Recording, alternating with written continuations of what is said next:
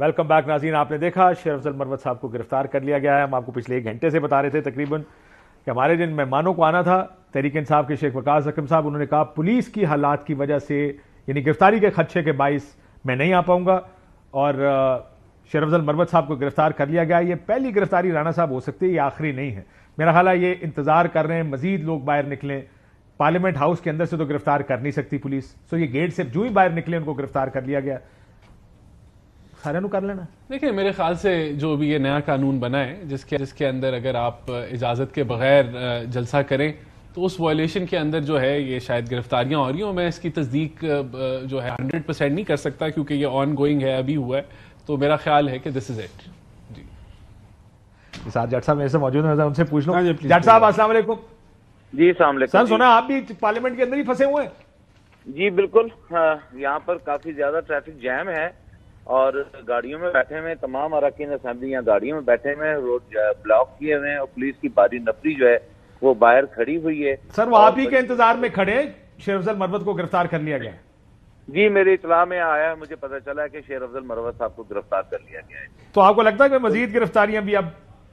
अरे कि ये मैं मुझे नहीं मालूम आपके साथ इस वक्त शो पे पहुंचे, उन्होंने कहा कि जी नया कानून पहले इस कानून के पास होने से पहले पाकिस्तान तहरीक इंसाफ को इजाजत मिल चुकी थी।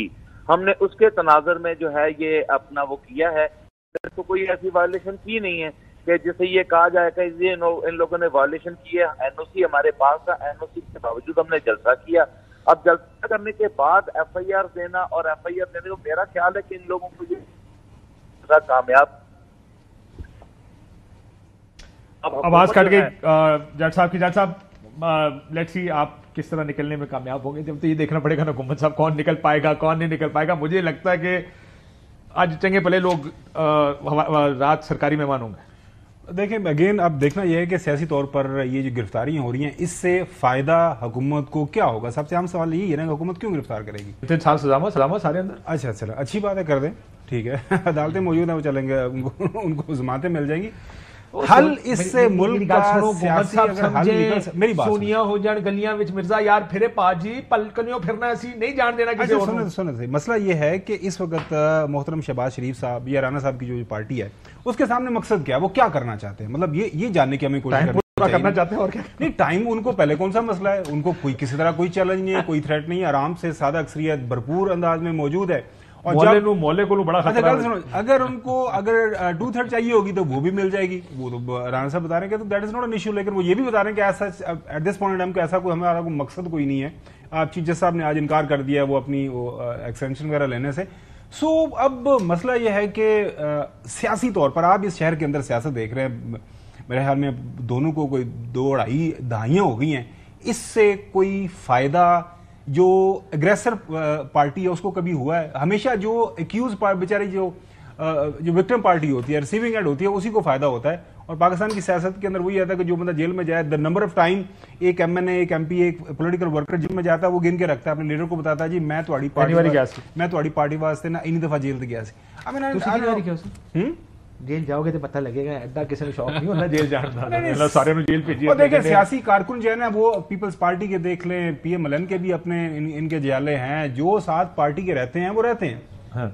हम देखा राणा साहब को देखा, I understand what you saying, Parvez Rashid साहब को देखा, I understand what they are doing, I don't agree with it. मैं आपसे इत्तेफाक नहीं करता, पर मुझे समझ आ रही है कि एक सर्वाइवल मोड में इस वक्त हुकूमत आपका इनका सबसे क्या है। मैं तो ये जानना चाह रहा हूं उनको थ्रेट क्या है। अनपॉपुलर हुकूमत जब होती है इसकी लेजिटिमेसी के ऊपर सवाल होते हैं, वो बड़ी मुश्किल में रहती है। इट्स अ स्ट्रगल, हर वक्त की स्ट्रगल है। दिस इज लेजिटिमेसी की खास साहब, this is not about a political party और a government, this is about the country. देखें ये मुल्क जो है इसके अंदर और झटके बर्दाश्त करने की गुंजाइश नहीं है। यहाँ जो सियासी इंतशार फैलाया जा रहा है, जो मैंने आपको जो लफाजी सारी गिनवाई, देखें the country can not go on like that. अगर आप यहाँ इधर इस मुल्क को पॉलिटिकली डिस्टेबलाइज करने की मुहिम चलाएंगे और ये सारी सियासी नहीं रही ना।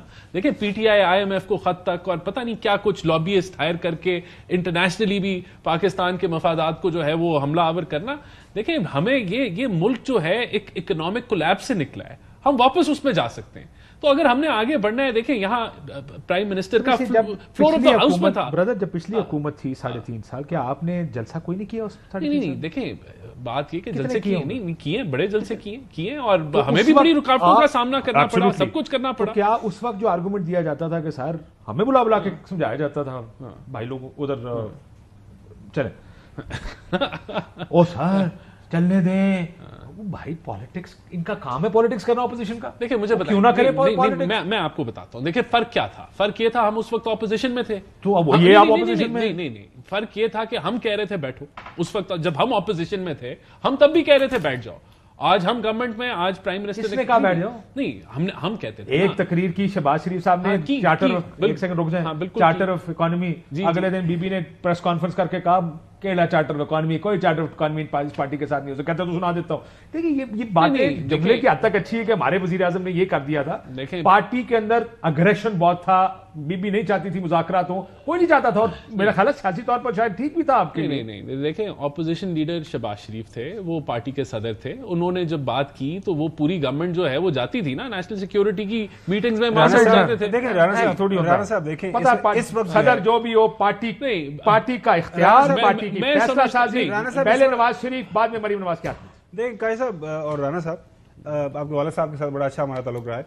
अब पाकिस्तान का जो इस टाइम जो पाकिस्तान कर देते ये कह के टेलीविजन को देख रहा है, पाकिस्तान का कोई बंदा इस टाइम हमारा शो या कोई भी शो देख रहा है, वो किस जो है वो मकसद के तहत देखता है कि यार क्या इस मुल्क का ये जो सियासी लड़ाओ तनाव है इसका कोई हल निकलने जा रहा है कि नहीं जा रहा। और हम उनको क्या खबरें देते हैं, उसने उसको गिरफ्तार कर लिया, उसने उसको गिरफ्तार कर लिया। हल क्यों नहीं निकल रहा मुझे ये पता सर, क्यों नहीं हल निकला? जब से पीटीआई आया क्यों नहीं बैठ सके? सर मैं क्या वजह? हल कैसे निकलेगा आप मुझे बताएं। क्या आप हालात देखिए, खुदा का वास्ता, हल निकलने का रास्ता होता है ना, हल निकलने का रास्ता होता है मैं आपके घर के ऊपर कब्जा करके बैठ जाऊं, बातचीत करें या मसले का हल करें, वो नहीं। आपको बताता हूं, रैशनल सूरत, रैशनल चीजें करेंगे तो हल होगा। शायद खाकान अब्बासी साहब की ये बात सुने, उनके पार्टी के बड़े सीनियर लीडर हैं, उनको वापस बुलाएं। मेरे ख्याल में जो मियां साहब के साथ उनके ताल्लुकात हैं, वो कहते भी हैं कि मियां साहब जब भी मुझे बुलाएंगे मैं हाजिर हूं। उन्हें बुलाएं, उनसे पूछें कि यार हमने हल इस वक्त मौजूदा हालात का क्या निकालना है। अब हल अगर ये इनका ख्याल है कि सेनेटर वो सदीकी साहब निकालेंगे या कोई और बंदा निकाला था, उसके हक में। मैं ब्रेक लेने इजाजत दे, तो पर ब्रेक में जाने से पहले मैंने पहले भी एक सवाल पूछा था। गंडापुर साहब ने साफियों और सारों को लिफाफी कह दिया। सियासतदान एक थोड़ा सा खुद सोच कर, थोड़ा समझ कर, इस वक्त पूरी पीटीआई लीडरशिप को सारे सेल आउट कह रहे हैं। जिस तरीके के ये बयान में जज्बाती होना अच्छी बात है, सियासतदान जज्बाती होता है, पर जज्बाती होते हुए थोड़ा सा तो ख्याल किया करें।